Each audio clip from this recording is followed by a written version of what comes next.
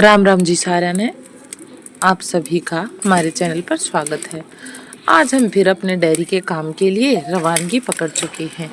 आज मौसम थोड़ा साफ था और बच्चों की भी स्कूल की छुट्टी थी, इसलिए हमने भैंसों को थोड़ा देर से बाहर बांधा और धीरे धीरे करके हमने सभी भैंसों को एक एक करके बाहर बांधते गए, क्योंकि सर्दी का मौसम है और ऐसा नहीं कर सकते कि हम भैंसों को अंदर ही रखें। आज मौसम भी बड़ा सुहावना था, बाहर धूप निकलाई थी।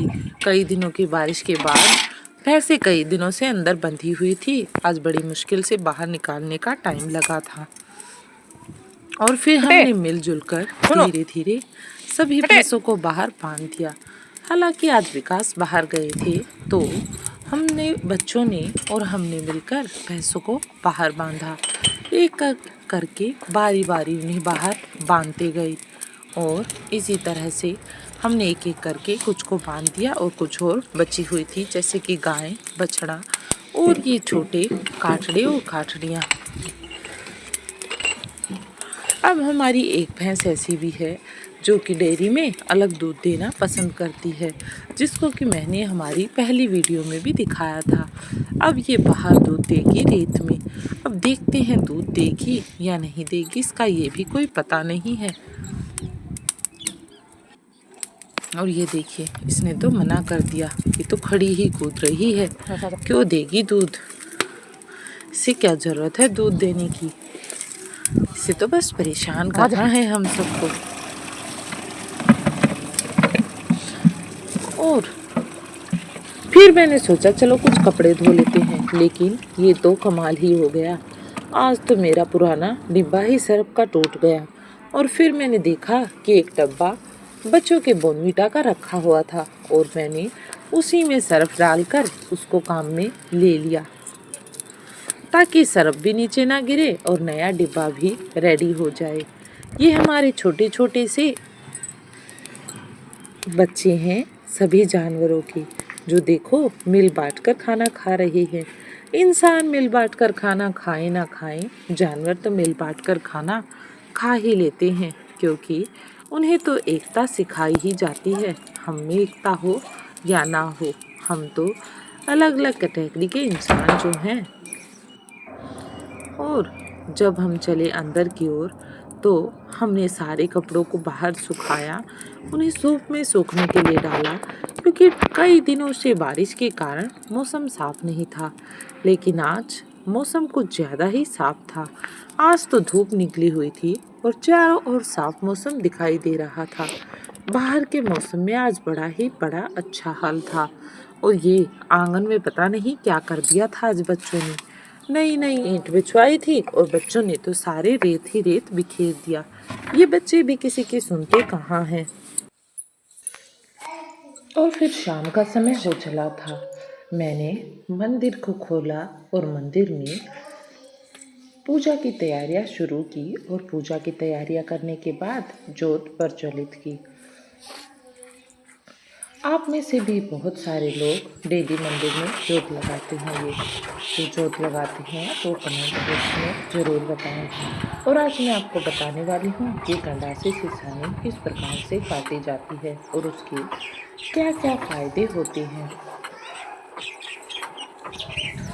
दोस्तों, जब हम सानी को गंडासे से काटते हैं तो हमें कुछ सावधानियाँ जरूर बरतनी चाहिए।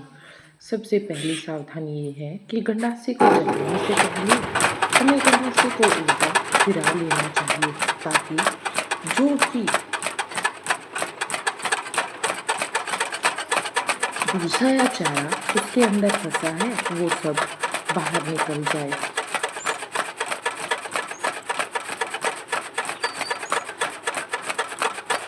और मोटर से जब गंडासे को जलाया जाए तो किसी तरह की कोई दिक्कत ना आए और सानी अच्छे से कटने लग जाए। गंडासे से कटा चारा ना ज़्यादा बारीक होता है ना मोटा, इसलिए गाय और भैंस बड़े मन से इसे खाते हैं। और जब चारा सही तरीके से कटता है तो जानवर के पेट में सही बैठता है और इसे आपने देखा होगा, उसके दूध में भी पूरा फर्क दिखाई देता है।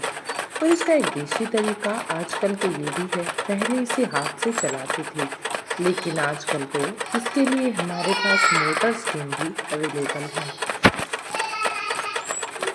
गंडासे से चारा काटने से हाथ और कंधे मजबूत हो जाते हैं और देसी एक्सरसाइज होती है।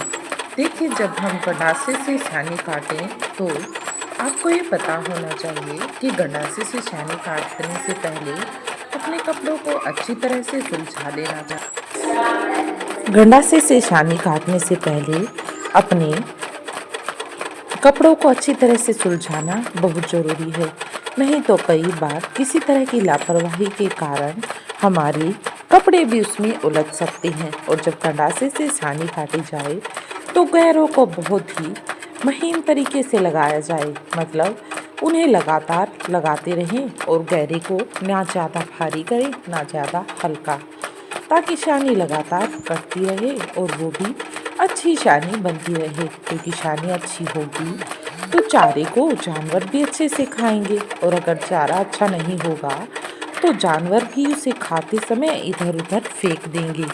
ये तो आपने देखा ही होगा।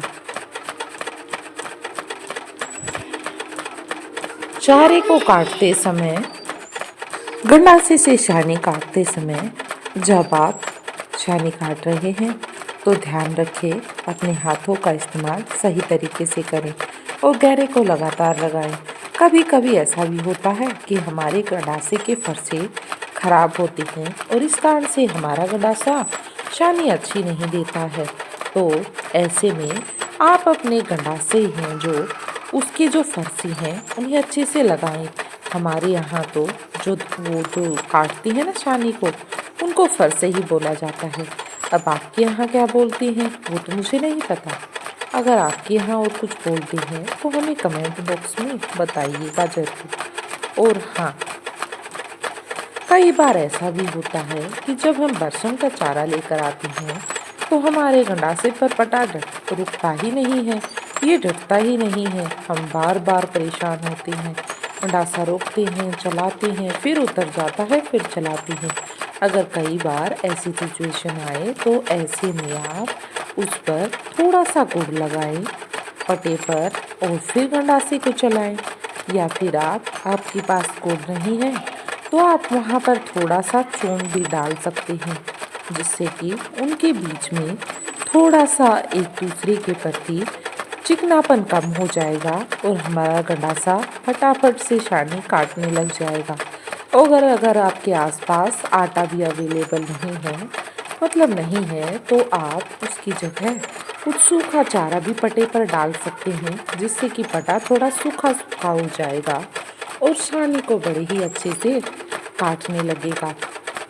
अगर आपका भी गंडासा किसी तरह की कोई प्रॉब्लम करता है छानी को काटने में या फिर किसी तरह की दिक्कत करता है तो आप हमें बताइएगा ज़रूर। ये थी हमारे डेयरी की छानी काटने के कुछ रूल जो हम फॉलो करते हैं जब हम छानी काटते हैं। अगर आपकी लाइफ में कुछ और रूल है तो वो भी हमें बताइएगा ज़रूर। हम तो गंडासे से छानी काट कर बहुत खुश हैं और हमारे जानवर भी इससे छानी खाने के बाद बड़े खुश होते हैं। देसी तरीका छोड़ने की ज़रूरत नहीं, जो सदियों से काम आ रहा है वही आज भी सबसे बढ़िया तरीका माना जाता है। इसलिए अपने देसी तरीकों को अपनाएं ज़रूर। गाय भैंस को हरा चारा खिलाएं, वो भी अच्छे तरीके से। जब गंडासे से कटा चारा खाते हैं जानवर तो दूध में बड़ा फर्क पड़ता है, क्योंकि हरे चारे में कैल्शियम होता है और जब जानवरों के शरीर में कैल्शियम की मात्रा पूर्ति होती है तो जानवर दूध भी अच्छा देते हैं और कुछ ज़्यादा देते हैं। इसलिए अगर आपको भी ऐसा लगता है कि आपके जानवर हरे चारे से बढ़ जाते हैं, उनका दूध बढ़ता है, तो आपको तो पता ही होगा उनके शरीर में जा रहा है कैल्शियम, और कैल्शियम जाएगा तो दूध तो बढ़ना ही है। तो हमारी छानी तो कटकर हो गई रेडी। अब बारी है आपकी, आप भी कीजिए अपनी शुरू।